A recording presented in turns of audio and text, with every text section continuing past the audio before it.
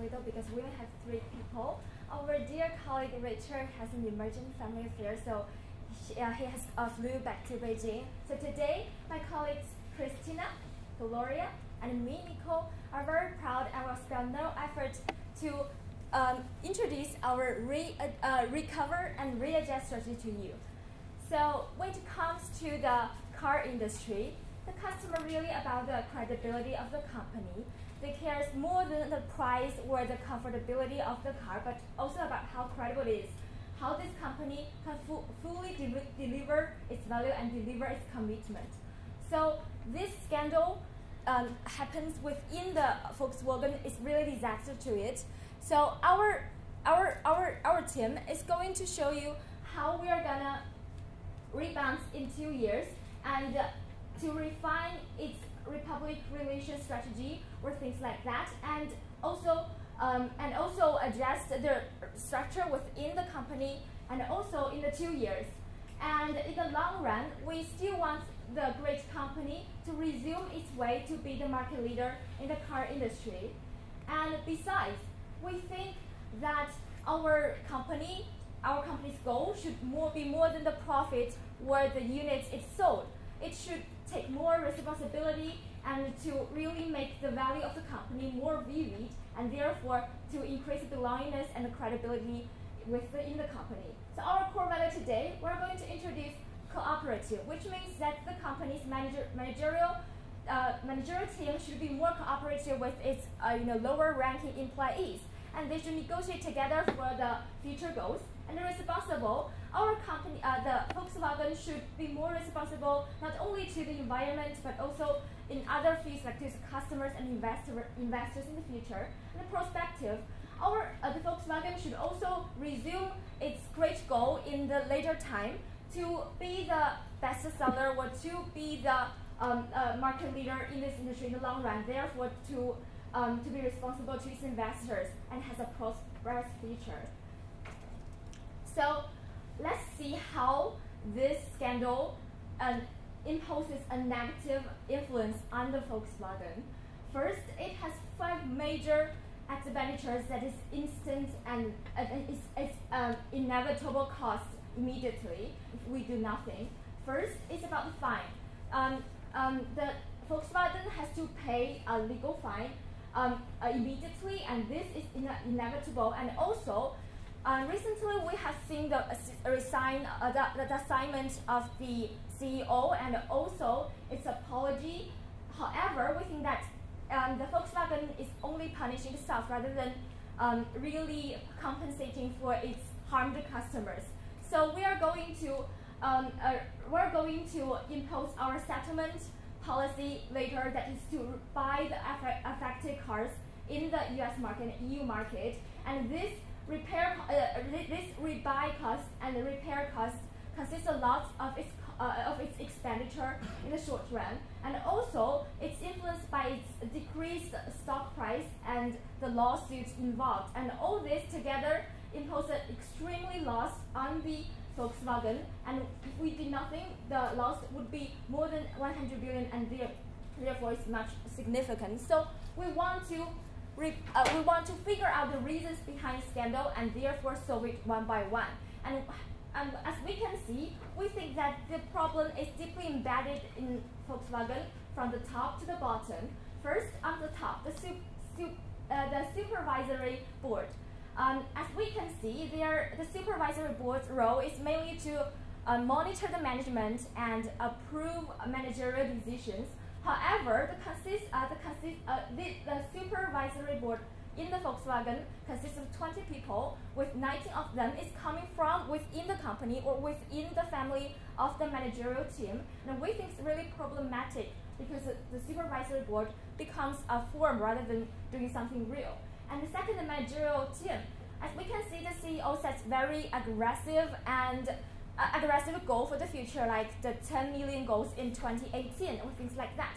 However, some specific goals is deemed by its engineer as impractical, and we think that we should not simply impose goals from the top to the bottom, but more ways in the future. And third, the culture within this family. the anticipatory obedience is really problematic because these employees are expected to simply obey the order from the top with little room for creative thinking or negotiation power. So as you can see within these circumstances, the managerial aggressive goal is a trigger, and as it's posted down, its employees have to spare no efforts and with whatever means to reach its goal, and therefore pose a very increase the possibility of a moral risk. So our team is going to first, as identify these problems, recover and to console the customer and the society in the short term, and also bring inner changes within the company in 2 years. And then we are going to regain our marketing power or just reputation in the long run, and resume our goal in 2020. So let's welcome Christina to introduce our first strategy, recover. First, I will introduce the recover strategy. Based on the market situation, we recognize two major problems. As you can see, the first problem is that the management team has unrealistic and aggressive goals. And secondly, for most employees within the company, we have an anticipatory obedience culture which does harm to our company. Based on the problems we've recognized, we map out two-stage strategy. First step is the shorter step. We will manage our crisis public relations. And you can see in the graph, we introduce three parties to help us. The first one is the customer, and the second one is the media, and the third one is our appointed law firm. We will investigate the crisis and clarify some misunderstanding. Secondly, in the long run, we can see the pyramid is very problematic, so we will solve some problems. For the upper side, we will establish a consulting committee, and this committee consisting of 10 people, and 40 of them are technical engineers, which they lack the power in decision-making process because they know what the technology can achieve and can give a more scientific goal. And secondly, 30% of them are managerial team because they know the goal of the company and they can make it more cohesive. And thirdly, 30% of them are actually policymakers or some law experts because they can combine our company's goal with the situation in specific countries. And for the downside, we can see that we are going to set CEO open days to invite employees to talk directly to the CEO to express their ideas. And secondly, we're going to establish a monthly hearing meeting because this hearing meeting, we will invite employees from different departments and different expertise field to express their ideas. We believe in doing so, the short term and the long term, we will manage public relations and we will restructure our company's governance. We will recover from the crisis and we will build a very responsible and cooperative brand image. Now, my colleague Gloria will clarify the restructure part. So, we all know that even though we have restructured the corporate governance and the corporate culture, the future growth will lies in the readjust in the production plan. So here we use a roadmap to elaborate on our growth strategy for the future, and we mainly focus on three major markets. That is the Europe market, the U.S. market, and the China market. And we need to make a clarification that we use blue to signify the severeness of the crisis, and the deeper the blue is, the severe the crisis results. And the second is the red one. We use the red to denote the competition position the company has. So first we can see that as the company is the leading has a leading position in Europe, it really suffered a lot in Europe, and its loss in American is the second. So because China has limited use of diesel cars, so it really suffers the less. And we can see that for the for the competition landscape, we company actually has is the market leader in Europe, and it also has a strong position in China, but its market share in America is really limited. And we can see that there are three problems in this free market. So for the Europe, it is a severe place that the crisis results in. And for China, it has great demand, but we fail to meet those demands and fail to supply them the SUV models. And for America, because there is very huge differences in the emission standards, so it hinders us from entering the U.S. market using our diesel autos. So we'll first of all elaborate on the EU market. We want to, in the short run, fix the crisis, and in the long run, we'll sustain our market leadership using our further pushing the improved diesel cars. So for the first part, we want to repair all the affected autos, which will cost us a lot of money and time. So we'll concentrate on this in the short run, and in the long run, we'll apply those standards strictly to our cars, and we notice that it is not a technological problem. It is mainly a trade-off between cost and profit. So we want to to demonstrate our image of the corporate social responsibility, we want to apply this strictly, and we'll push this improved diesel cars into the market and to restore our image. And also in the future, we'll gradually introduce the EV market, into the market as soon as the market shows some welcome for our cars. And so these two will combinedly help us to promptly recover and also show sustainable growth. And second, for China, we know that it really costs us a loss costs us so much in Europe. So we want to take China as a cash cow to generate cash for us in the short run. So we noticed that there are huge demand shortage supply shortage in China for the SUV model. So we want to introduce three kinds of SUV into the market and directly meet those demands. And we will introduce three kinds.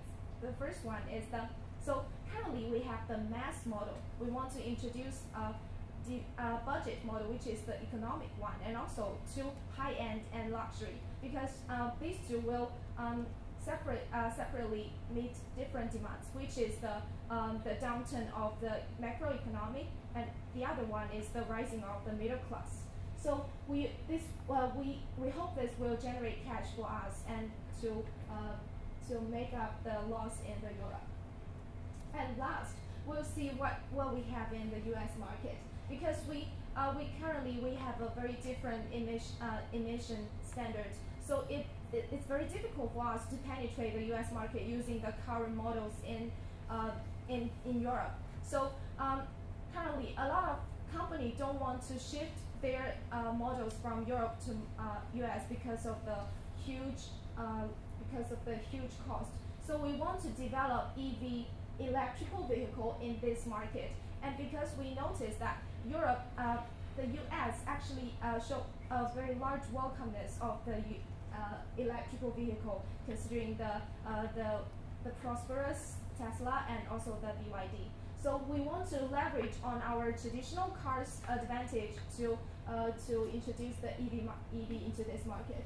And after we fix the loss, after we fix the affected autos, we want to sustain the current diesel auto sales, and also in the short run concentrated on R&D investment and also co-develop the EV infrastructure. And we noticed that if we can improve the infrastructure and co-develop with cooperate with the government can actually don't want us to pay the cost and don't want to pay us don't want us to pay the penalty. So we want this, and we will in the long run introduce EV models into US. And we want all of this to help us effectively penetrate the market and for develop sustainably in this market. After the respective introduction to the recover and readjust strategy, we map out the timeline within 5 years from 2016 to 2021. And as you can see in the timeline, we give the budget accordingly. In 2016, we're going to give subsidiary after the buying and fixing cost. And in 2016, we're also going to establish the consulting committee. In 2017, we're going to introduce 3 SUV to China because we want to see China as a cash cow. And in 2018, we are going to do some R&D in electronic vehicles and introduce them to the Europe and American market. And we give the budget according to the benchmark in 2014. And based on the strategic time we've made, we are also going to make some quantitative forecasts and qualitative remarks. For the quantitative part, as you can see, we review the product market and the finance market. In the product market, we see that in the first stage, that is the recover stage, the revenue and the profit actually decline, but the decline rate is actually slows down. And in 2018, we accomplished the recover stage, and we are going to make adjustment. And the revenue grows rapidly after the readjustment.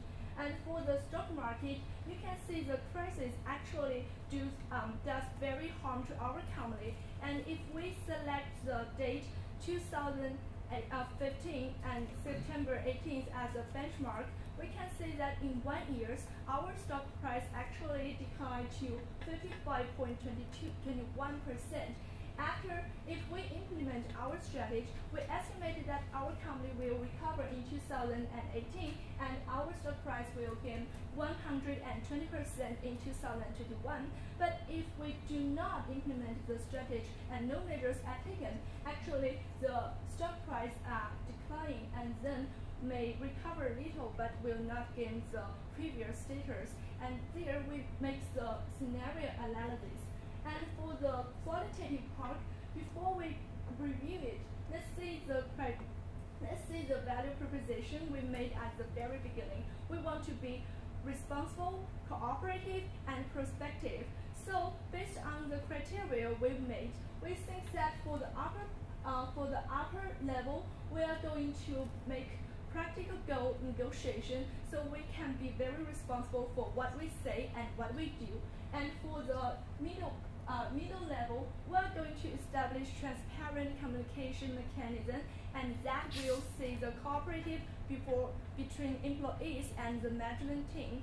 And for the lower level, we are going to build a very prospective image because we are going to expand in China and we are going to enhance our competitive status in the United States and Europe. After the quantitative and qualitative analysis, given the market fluctuations and the policy uncertainties into consideration, we recognize 3 major risks. And if we have 3 risks and we come up with a new model, we call it the risk expectation model. We select 2 dimensions. The first dimension is the impact and the second dimension is the probability. We see that the number 1 risk that customer may lose trust in our diesel and EV of our company. We see that it has the highest probability and the biggest impact, so we see it's number 1 risk. And accordingly, the second one is inside bias of the consulting committee, and third one is long feedback mechanism for communication. Based on the risk, we also make some mitigation solution. And we will investigate with technology adventure, and we will introduce third-party consultant and set CEO opening days. Overall, we see the crisis as a tip of the iceberg. We are going to find the reason behind it. And for the response part, we are going to restructure our company and introduce the external and internal monitoring. And for the readjustment part, we see the world as our market and we adopt different strategy in different markets. We're going to be a market leader after the recovery and the readjustment. We firmly believe in the bright future of the company. Thank you. It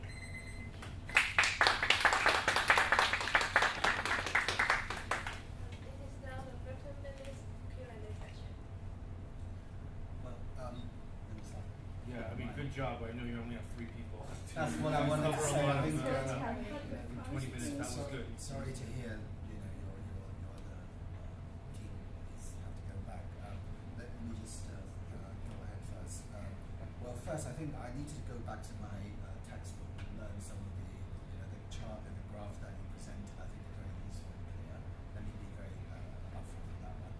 But I have a specific question. You said you wanted to going into the EV market, particularly Europe and the US. What challenge do you think you will face? I know it's a bit of a long play. What do you see how to implement it in this market? And related to that, what do you think the potential impact it may have on the existing model, including the luxury ones and the other brand, the other VW?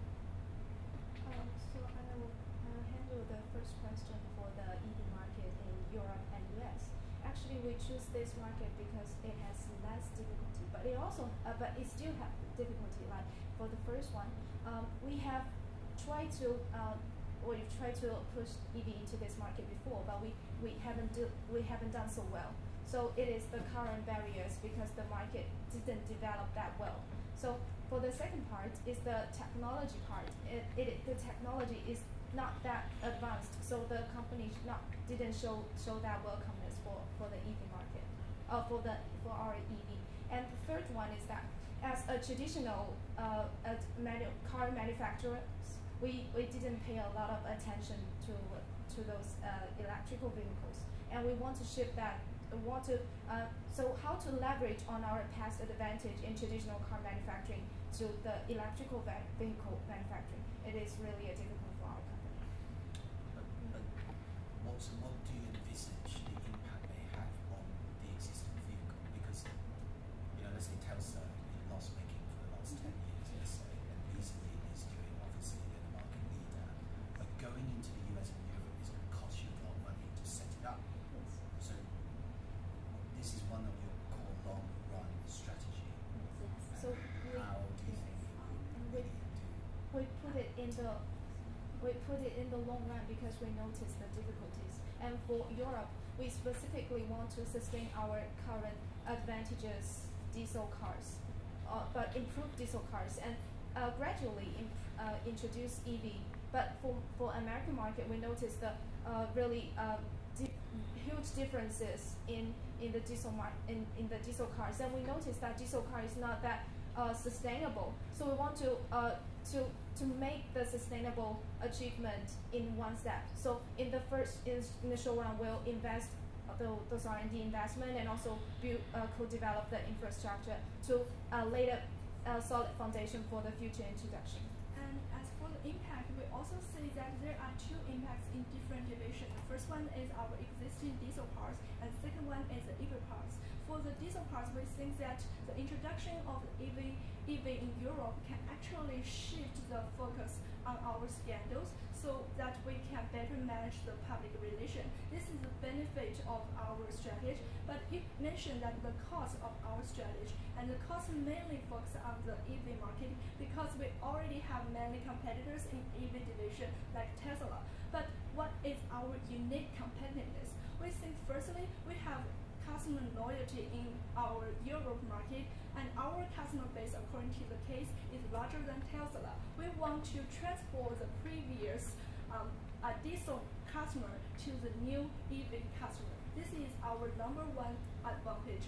And the second advantage is that we have very good distribution networks, and we can distribute our EV while distribute our diesel vehicles, and that will reduce our distributing costs, and that will achieve an economy of scope and economy of scale. I think you have a very good timeline there, setting out what you're going to do in the short term and in the long term. What kind of KPI would you set for the CEO and the management team to measure the success of your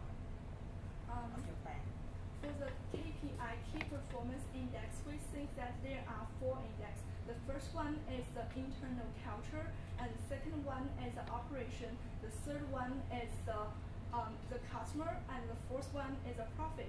Actually, it's a logic chain, because if you have internal culture, that means the feedback to the CEO, to the management, is increasing. We think that that index is actually good. And the second index is the operation. We will see the productivity and the cost efficiency part. And if these index are increasing, and we think that the operation part is good. And thirdly is the customer, because we are actually manufacturing and our customer is very important. So the customer base enlargement is a very important index. And the last one is profit, because the internal culture will come into the operation, and the operation will become the customer, and the customer is who bring us the profit, and the profit is another key index to measure the performance of our management team. Also, to more specify it, and in the first, like within the company, want to divide to 2 parts. Like within the managerial part, we want to like how many meetings you hold in 1 year, or from the employees part is about how we want to open the employee feedback system. Like if you have something you are not consent with, you can simply complain to in the system, and with extreme transparency. So the KPI may be how many complaints declines in these years. And so within the customer parts, we also want to like see feedbacks from whether we want to invite customers to be in our company or to try our new models, and therefore to receive the feedback on the comfortability, or how our engines perform, or how do you think like just their subjective opinions. And we also want how many information we process on these aspects to be more cooperative with our customers. And also profit is much more straightforward, so no further restriction. Yes. You guys touched a lot on profits and timelines and good visuals. But why don't we talk a little bit about the core of this case, and talk about why did this company cheat?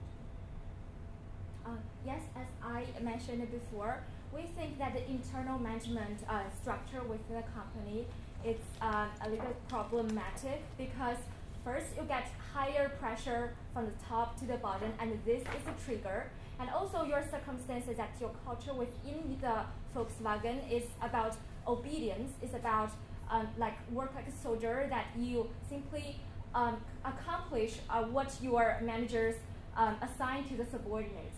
So within the circumstances, this trigger really imposes extreme pressure on its employees, and also on its managerial teams, because they already published their goals, very high goals, to the public, to their employees, and it's really difficult for them to achieve it. So from top to the bottom, they all have a very strong but maybe impractical goals, and they have the extreme pressure to achieve it, and so it imposes extreme risk to do something immoral.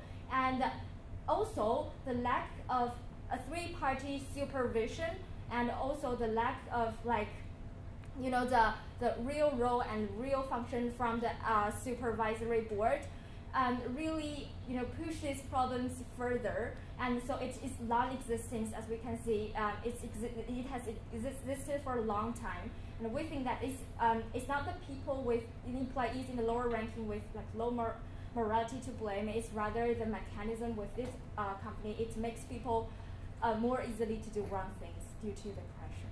Yeah. And we think. And Nico talked about the internal reason within the company, and we make the pyramid model, but we also recognize some external reasons outside the company. Because actually we, as you can see in the case, this scandal is not unique in this company. Actually, it happens in many companies, and we think that the society are also responsible for it.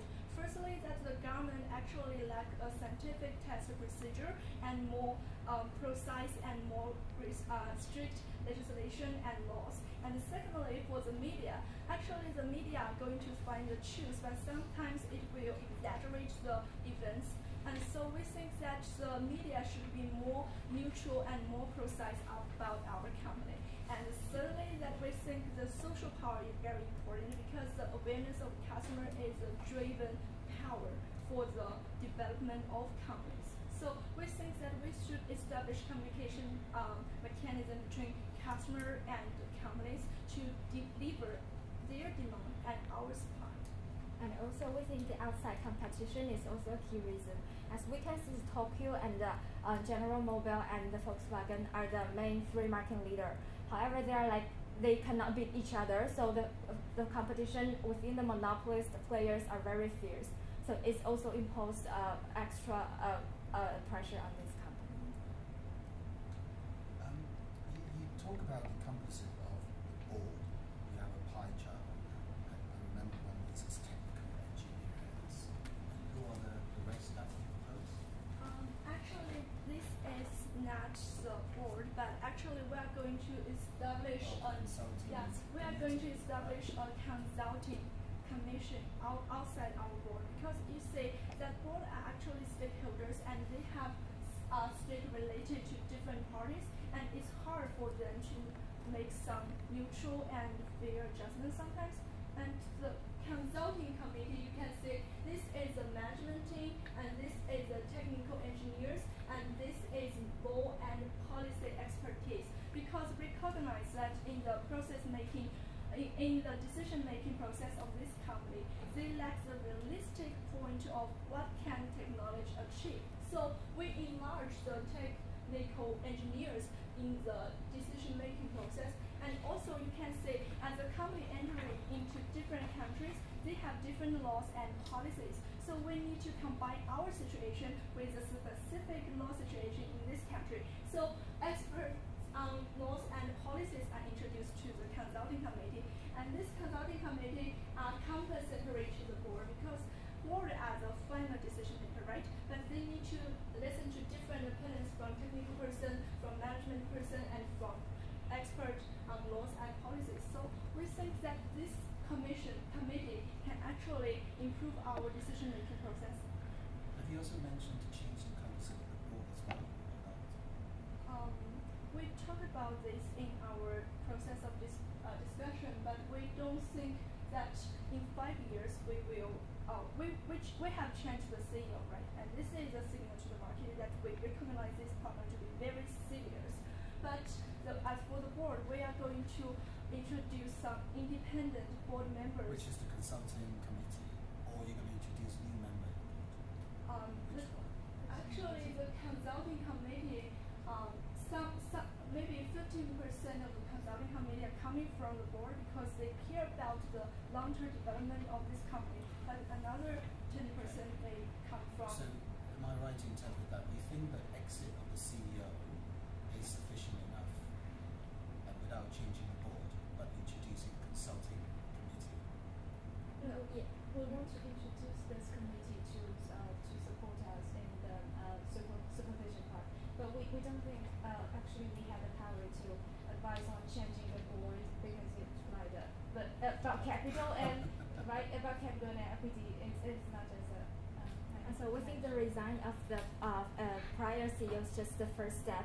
And also we want to introduce more third-party and independent power and more expert in this field, like in law or in the technical field in the future. None of these people in the consulting committee are external. Internal people. They're all experts. Actually, the technical engineers may come from the lower ranking of our employees that they really do in the workshop. So it's all internal. So they're all internal, the consulting committee? 15% of them are internal and 50% are external in my presentation, because we want to remove the internal bias of this board. Of this committee, they're not board, right? Board. They do advisory. They don't have real power over the board, right? And Right. they're not proposing to change anyone in the board. Only the exit of the CEO. Am I right? At least in the short term. We don't think so. We think that the consulting committee, firstly, they can provide some advisory reference for the board, and secondly, they can adjust the change of the board. But actually, only the committee is not enough, and it's also a very compelling decision by the board and by the committee. and we want to show the cooperation between the committee and between the board. And the exist of the CEO is firstly elaborated by Nicholas, and next we may introduce more independent stakeholder in the fields of law or environment, something like that. And just one more question. So, if you would have to take someone out or from the board or management team who you think is responsible for this scandal, who would you take other than CEO? Take as CEO. Well, sack. Currently in the board we have 50.7% from the Persia SE, and also we have 20% from the government, right? Right. So they are the two leading party in our. But as we can see that currently the Persia already take the CEO part.